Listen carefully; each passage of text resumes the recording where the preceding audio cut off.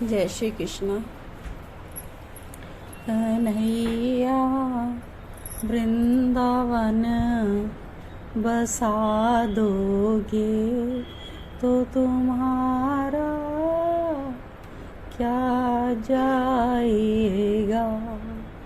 कन्हैया ब्रिजवास करा दोगे तो तुम्हारा क्या जाएगा। हे कन्हैया ब्रजवासी कहा दोगे तुम्हारा क्या जाएगा।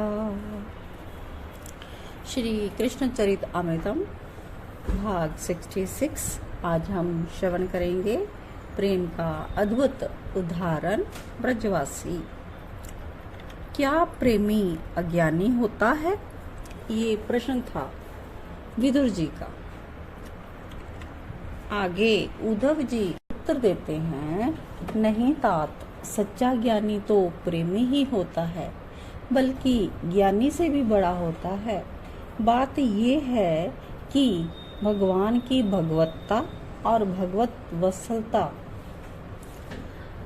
वत्सलता देखकर ज्ञानी तो आनंदित हो उठते हैं, पर प्रेमी के चित्त की कुछ और स्थिति हो जाती है। ज्ञान प्रेम के उत्कर्ष को पाकर अभिभूत होता है। तात सामान्य जीवन में भी प्रेम के आगे व्यवहारिक ज्ञान दब जाता है, ये देखा गया है। ज्ञान की ऊंचाई ही प्रेम है, क्योंकि प्रेमी समझ जाता है कि मेरा प्रीतम ही मेरा सर्वस्व है, वही सत्य है, बाकी सब मिथ्या है, झूठ है। पर ब्रजवासियों का प्रेम और अद्भुत है।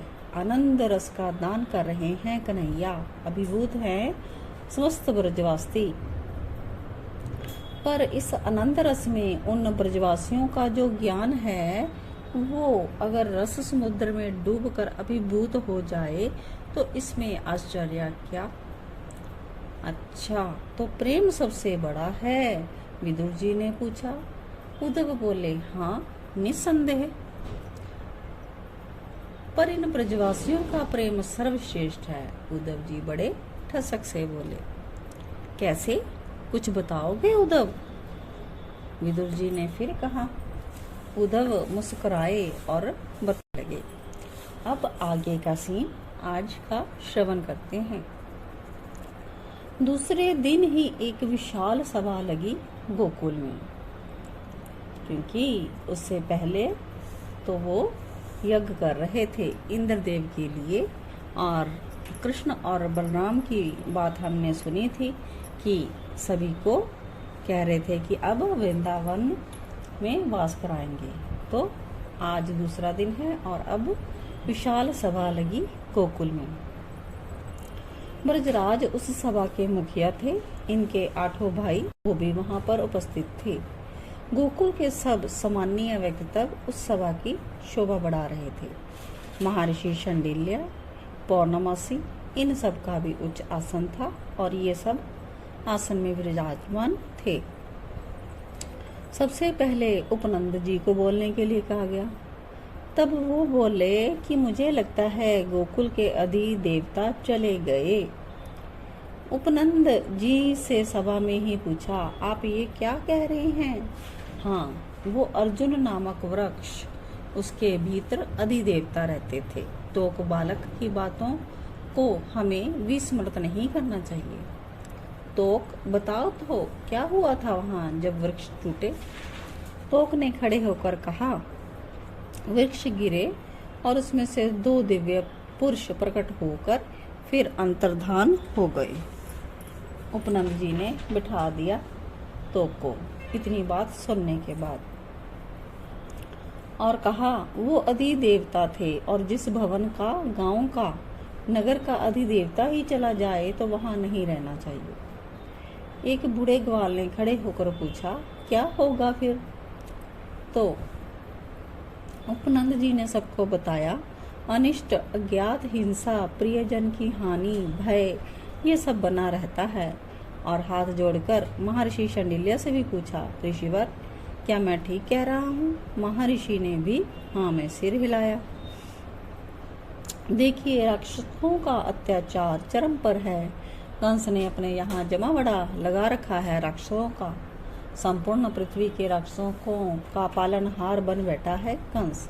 इसलिए पर हम अहीर हैं, वीर हैं, डरते नहीं। ग्वालों के एक समूह ने अपनी अपनी लाठियां उठाई और बोले कि सुनो सुनो, मुझे पता है हम वीर हैं, लाठियों से भी हम कंस के राक्षसों का मुकाबला कर जाएंगे। पर युद्ध प्रत्यक्ष हो तब ना। वो तो अप्रत्यक्ष युद्ध कर रहा है, तुमने देखा नहीं ना? कागासुर, श्रीधर, शक्टासुर, ये सब इसको अज्ञात रूप से भेजा। पर हम डरकर भाग नहीं सकते, ग्वालों ने एक साथ कहा। पर ब्रजराज के लाल को कुछ हो गया तो? उपनंद जी ने ये बात आगे कही। तात समस्त ग्वाल समाज कांप गया। ओहो नहीं, हमारे प्राण भले चले जाएं, पर कन्हैया को कुछ नहीं होना चाहिए। संपूर्ण समाज एक ही स्वर में बोला, हम अपने रक्त का एक एक बूंद बहा देंगे अपने कन्हैया के लिए। पर संकट बना ही रहेगा, और वृक्षों के गिरने से इस गांव का अधिदेवता भी तो चला गया है। एक बूढ़ी गोपी उठी, तुम कब तक लाठी लेकर खड़े रहोगे? पूतना की तरह कोई राक्षसी आई और अपने कन्हैया को मारकर चली गई तो? सब ग्वाले आक्रोशित हो उठे और बोले, ए बुढ़िया, शुभ शुभ बोल। ग्वालों में आक्रोश बढ़ गया। काल से भी भिड़ जाएंगे हम कन्हई के लिए। हमारे लाला पे तो कोई हाथ रखकर दिखाए, काट के फेंक देंगे उसके हाथ। ग्वाले कन्हैया के बारे में ऐसा वैसा कैसे सुन सकते थे? हम दूध दही मथुरा भेजना बंद करते हैं। सभा में ग्वालों का एक वर्ग कहने लगा, शांत रहो, सब शांत रहो, हमें इस गोकुल को त्यागना होगा। महर्षि शांडिल्य ने कहा। ग्वाले एक दूसरे का मुंह देखने लगे। हाँ, ब्रजराज और ब्रजरानी अपने लाला को लेकर वृंदावन जाकर रहे, क्योंकि बृहत सानुपुर बरसाना के राजा श्री ब्रजराज के मित्र भी हैं, वो स्थान दे देंगे। ये गलत है, ऐसा नहीं होगा। ये संपूर्ण सभा चिल्ला उठी। महर्षि शांडिल्य पूरा बोल नहीं पाए थे। क्या गलत है? क्या ब्रजराज को ना भेजा जाए वृंदावन? क्या उनके पुत्र को यहीं कंस के द्वारा? तो अभी शांडिल्य जी ने अपना वाक्य पूरा नहीं किया, सभा उठ गई। सब ग्वालों ने अपनी अपनी लाठियां लहरा ली आकाश में। गलत है ये महर्षि कि हम नंदलाल के बिना रह जाएं, इसलिए हम सब जाएंगे। क्या? ब्रजराज उठ गए सभा में बोलने के लिए। हाँ, गोकुल गांव का हर व्यक्ति जाएगा वृंदावन, सबने यही कहा एक स्वर में। ब्रजराज ने कहा, जाकर आ जाना फिर वापस गोकुल। नहीं, हम वहीं रहेंगे, हमारे राजा हैं आप नंदराय, हमें कैसे छोड़ सकते हैं? हमारा युवराज कन्हैया है, वो हमारा प्राण है, हमारा ही नहीं समस्त ब्रज का प्राण है। वो जहाँ रहेगा हम सब वहीं रहेंगे।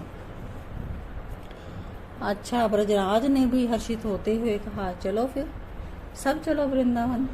जब तक भवन की व्यवस्था नहीं होती तब तक हम लोग बैलगाड़ी को ही सजाकर उसमें रहेंगे। समस्त ग्वाल समाज ने आनंदित होकर तालियां बजाई। हम सब जाएंगे वृंदावन, चलो अब वृंदावन। सभा को यहीं विराम दिया गया। तात, ये कैसा अद्भुत प्रेम है, विलक्षण प्रेम है। अपने गांव का कोई त्याग सकता है भला? अपने पीढ़ी पीढ़ी के आवास निवास को कोई त्याग सकता है भला? पर कन्हैया के लिए, जो समस्त गोकुल का प्राण प्यारा था, सबका दुलारा था, उसके लिए इन ब्रजवासियों ने अपना गांव, अपना आवास सब कुछ छोड़ दिया। ये प्रेम का उत्कृष्ट उदाहरण है तात। जय राधे जया राधे राधे, जय राधे जय श्री राधे, जय कृष्णा जया कृष्णा कृष्णा, जय कृष्णा प्यारो श्री कृष्णा।